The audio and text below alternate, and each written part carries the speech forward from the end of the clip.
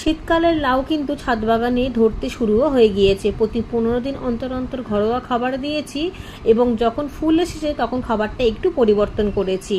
বাসি ভাতের সাথে ভাতের ফ্যান এবং তার সাথে ভার্মি কম্পোস্ট, কলার খোসা, চা পাতা সার সব একসাথে মিশিয়ে দিয়েছি 15 দিন পর পর। এবং যখনই মাচায় তুলেছি মাথাটাও কেটে দিয়েছি এবং মাঝে মধ্যেই আমি শুধুমাত্র চাল ধোয়া জল, ডাল ধোয়া জল, সবজি ধোয়া জল দিয়ে গিয়েছি। এটা কিন্তু কোনো রকম কোনো মাপ ছাড়াই দিয়েছি, যেহেতু জৈব তাই বেশি কম হলেও কোনো ব্যাপার নেই। আর তার মধ্যে এই কলার খোসার সারটাও দিয়ে দিয়েছি 15 দিন পর পর। তাতেই গাছে তাড়াতাড়ি করে ফুল চলে এসেছে এবং ফুল থেকেই লাউটা ধরা শুরু হয়ে গিয়েছে। ফল ছিদ্রকারী পোকার জন্য আমি লাউটাকে বেঁধে দিয়েছিলাম, এখন যেহেতু অনেকটাই বড় হয়েছে তাই আর বাঁধিনি। এখন আর কোনো সমস্যা নেই, ছোট অবস্থাতেই ফল ছিদ্রকারী পোকা নষ্ট করে দেয়, তাই সেই সময় একটুখানি ব্যাগ বেঁধে দিলে আর কোনো সমস্যা হবে না। গাছের গোড়ায় আবারও খাবারটা দিয়ে দিলাম।